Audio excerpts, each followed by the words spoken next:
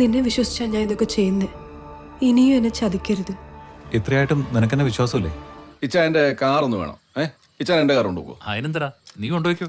എവിടെ പോകാനാടാ? ഒരു കാര്യമുണ്ട്, വന്നിട്ട് പറയാം. ആയിക്കോട്ടെ. ഓക്കെ.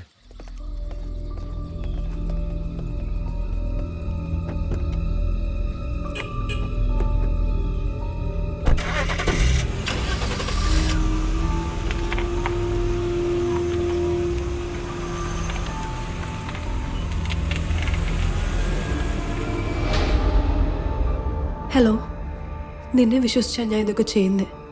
ഇനിയും എന്നെ ചതിക്കരുത്. ഇത്രയായിട്ടും നിനക്കെന്നെ വിശ്വാസമില്ലേ? 5 ലക്ഷം എൻ്റെ കയ്യിലുണ്ട്. ഞാൻ എവിടെയാ കൊണ്ടുവന്നേരണ്ടേ? സെന്റ് മേരി സ്കൂളിന്റെ വടക്ക് വശത്തുള്ള റോഡിൽ വരാൻ പറ്റൂ? നീ കാറിൽ തന്നെ ഇരുന്നാ മതി, ഇറങ്ങണ്ട. ഞാൻ വന്ന് കണ്ടോളാം. ഓക്കെ.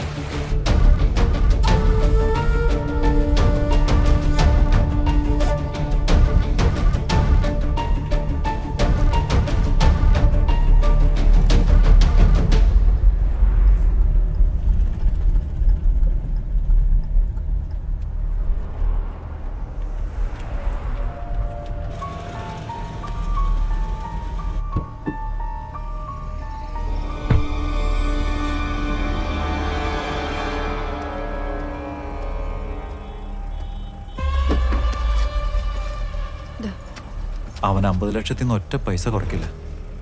പക്ഷെ 2 മാസത്തെ സമയം തന്നിട്ടുണ്ട്. അതെങ്ങനെ കൊടുക്കും? അതിന്റെ ഹസ്ബൻഡ് അറിയാതെ പപ്പയുടെ നിന്ന് വാങ്ങാം. ഞാൻ എന്തു പറഞ്ഞു വാങ്ങിക്കും? അതൊക്കെ ഞാൻ ആലോചിച്ചിട്ട് പിന്നെ പറയാം. 2 മാസത്തെ സമയമുണ്ടല്ലോ, നീ ഇപ്പൊ ചെല്ല്.